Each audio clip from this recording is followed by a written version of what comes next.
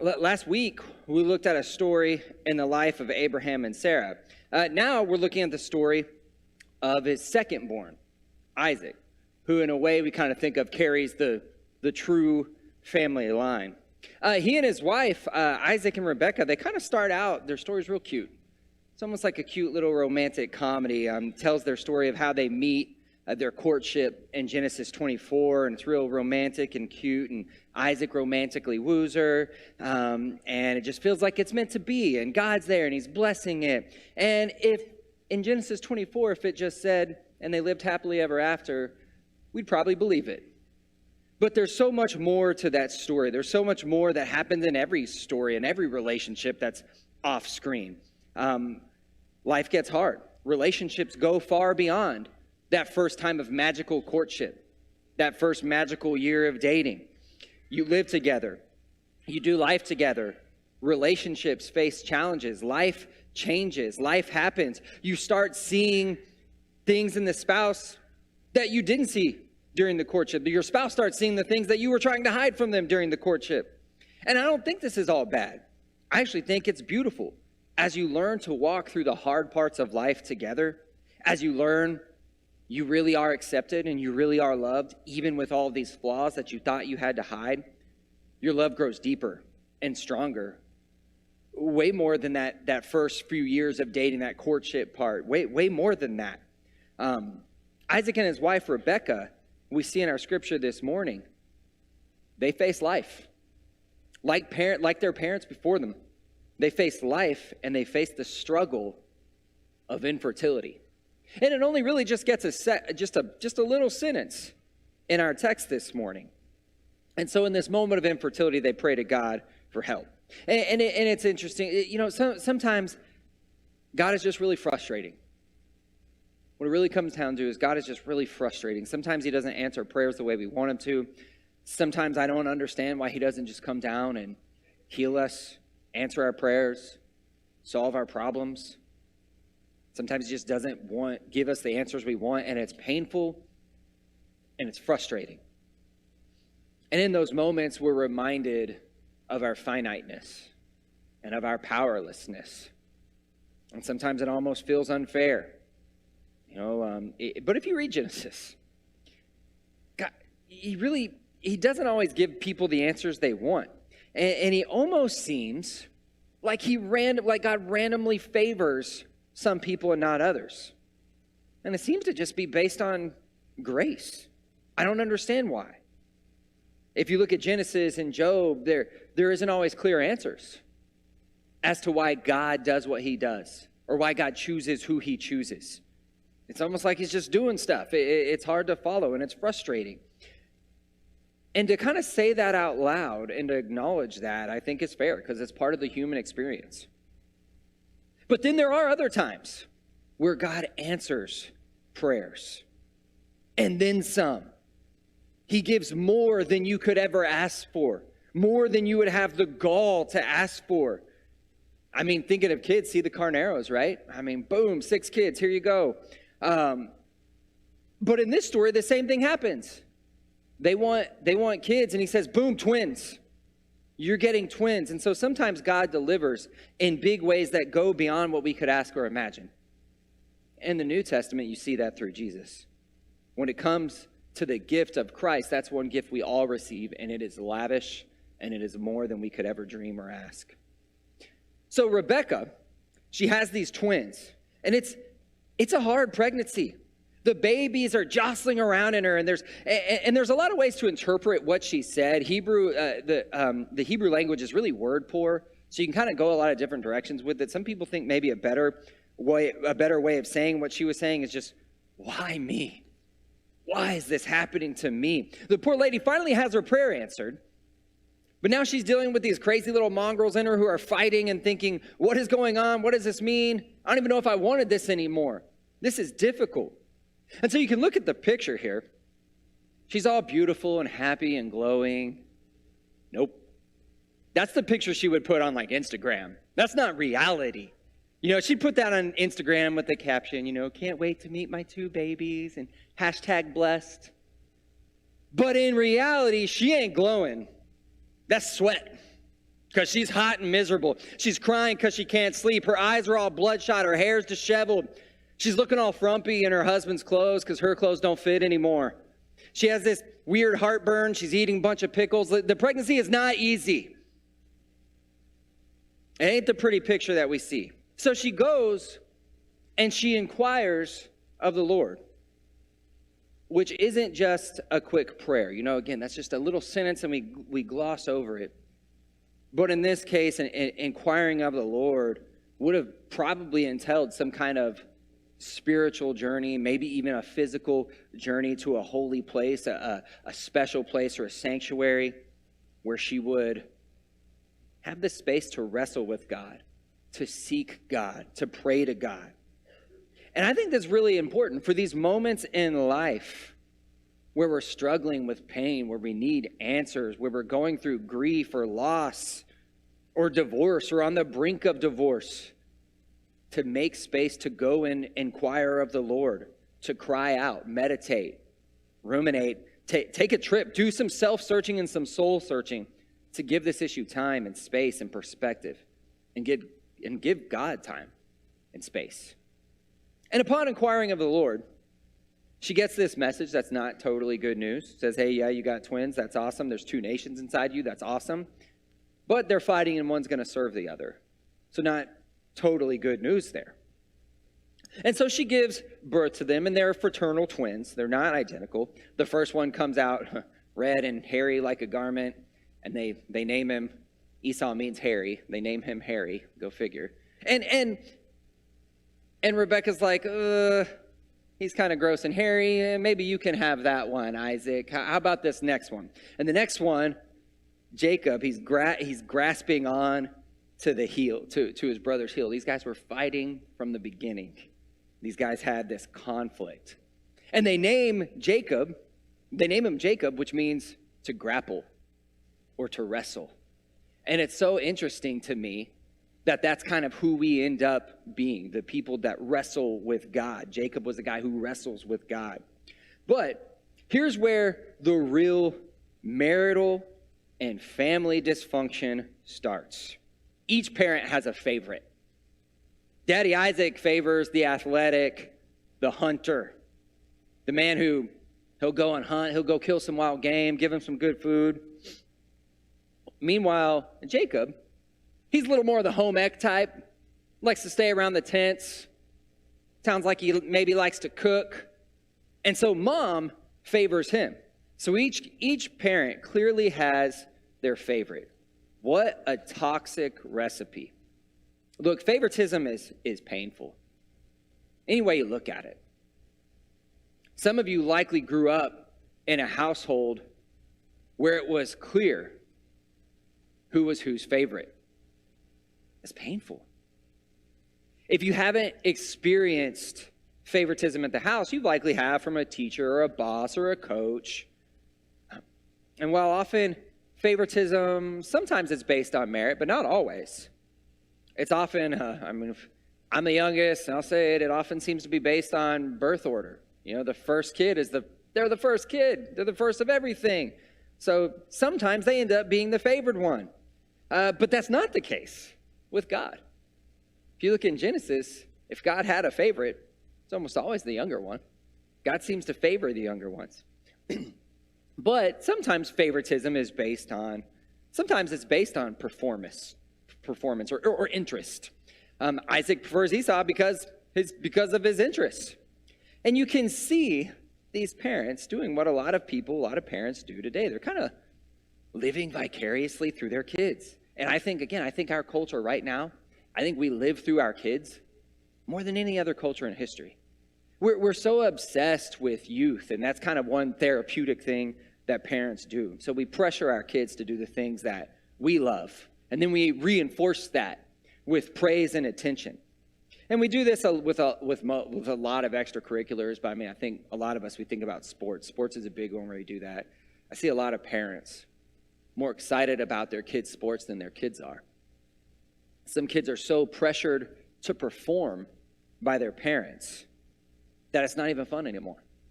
They're not even enjoying these things anymore. And that's sports, that's school, that can be choir, that can be a lot of things. And so we need to encourage kids to find themselves, to find their gifts, to find their skills, to find what they love, and support them in that. Even if it isn't what we loved, like, I don't like running. Running's hard.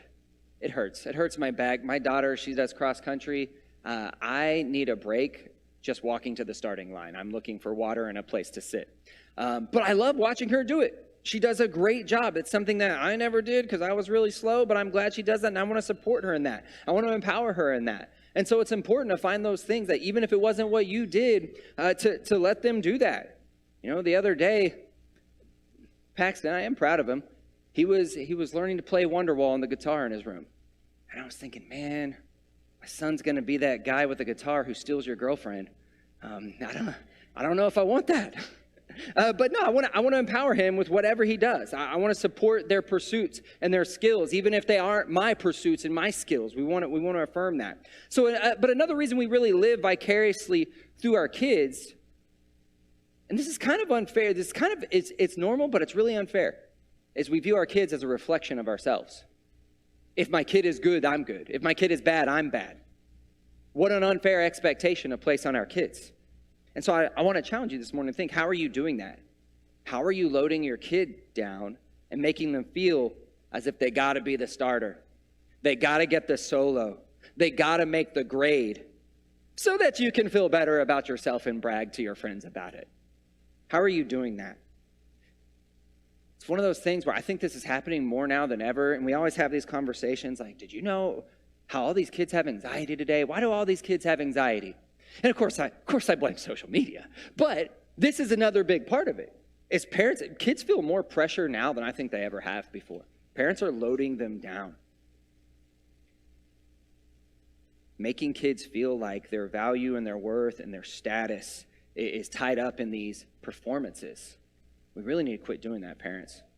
And so the simple answer for all of this is we need to become more self-aware and realize, parents, what we're doing.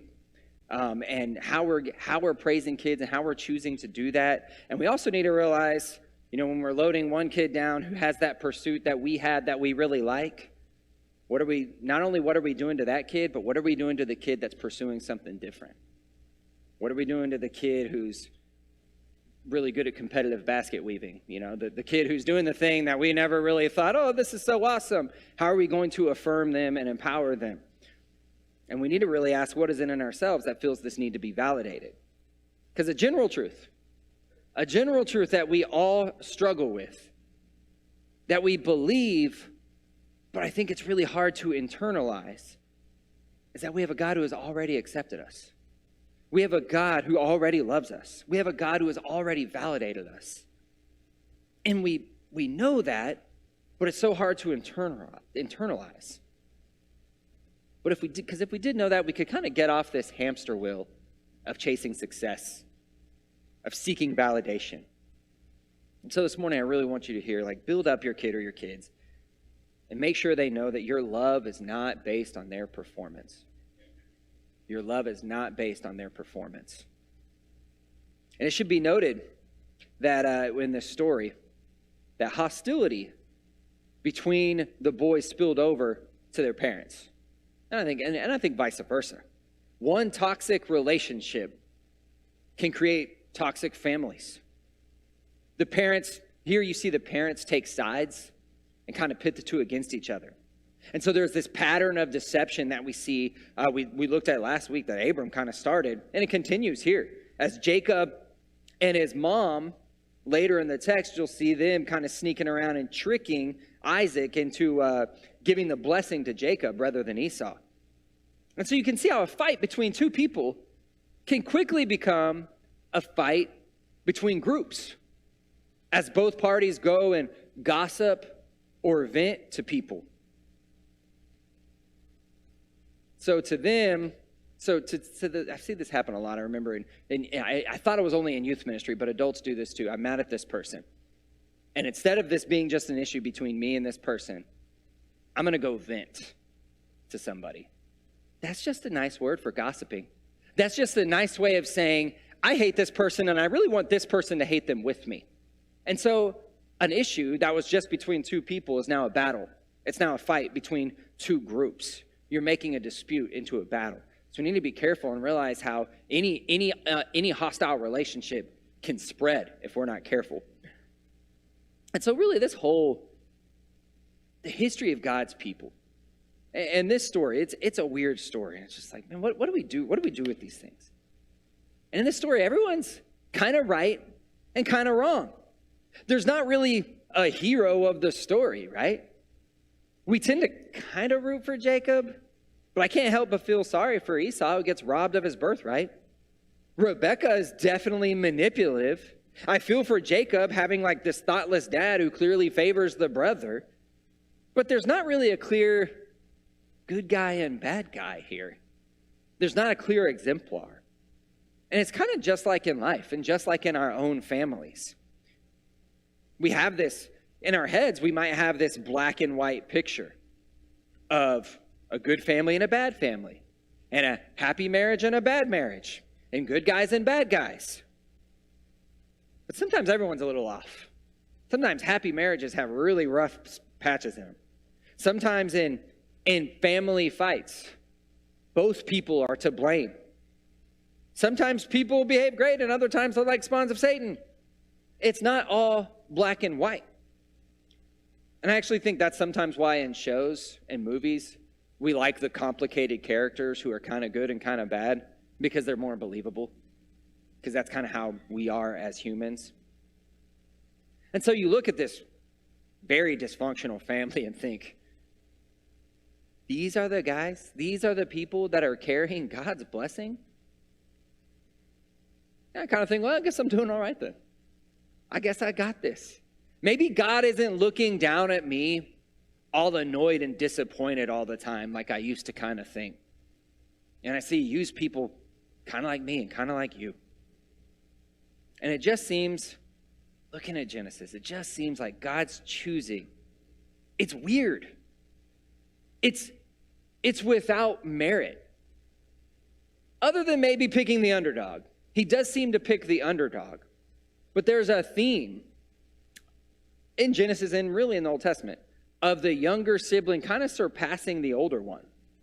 Which again, as a younger sibling, these kind of resonate with me. But it's about God's habit. God has a habit of picking the foolish things of the world to shame the wise. Of picking the weak to shame the strong. And the things that are not to nullify the things that are. And it's all by grace, not by merit. No matter how much we sometimes want it to be. That was one of the things as David was challenging us during communion that I was thinking about is a lot of times we don't have compassion because we think, oh, well, you deserve the situation you're in. You got yourself in that situation, which is so unfair. But I think Christians far too often want to give people what they deserve when we need to realize we have way more than we ever deserve. Christians are people to have compassion and not give people what they deserve, but better. But I've been talking about this here and saying like, hey, favoritism is painful. Don't do it. Don't do it as a parent. Don't do it as a teacher. Don't do it as a youth minister or even as a friend. Favoritism in friendships can hurt, right? Like I always hated like at weddings when you have to like rank your friends like the best man and all that. I never liked doing that. Or 4 of you probably remember MySpace where you would like arrange your friends in order of who was closest. I didn't want to do that stuff. I felt bad about that. Because favoritism, it makes us feel hurt. It makes us cry out. It makes us ask why. Why is this? But here I am saying God, he's kind of showing favoritism in Genesis. And that's really what it looks like. And I can't fully explain that. I think for the early Jewish people, these stories in Genesis really resonated with them. Because it showed them, even though you're kind of a small group of people, you're just kind of a blip on the radar. Some people might think you're really insignificant. But you are still favored and loved by God. And it's not about merit. It's not about how powerful you are, how intelligent you are, how big your empire is. It's just because you're you. He just chose you. And there's a part of me that says, well, that's really great for them. That's really great for God's people to be chosen. That's kind of bad for those outside. What do we do with that? But enter Jesus. Enter the New Testament. A huge section of the New Testament is God saying, no more favorites. No more favorites. All are welcome to this great banquet feast. I think important to note, and David made a great point, Jewish people are still welcome. They're not unwelcome here. All are welcome to the table, male and female, Jew or Greek, slave or free. All are welcome now. No more favorites. God's invitation to his family is for all people. And you can be that favored child.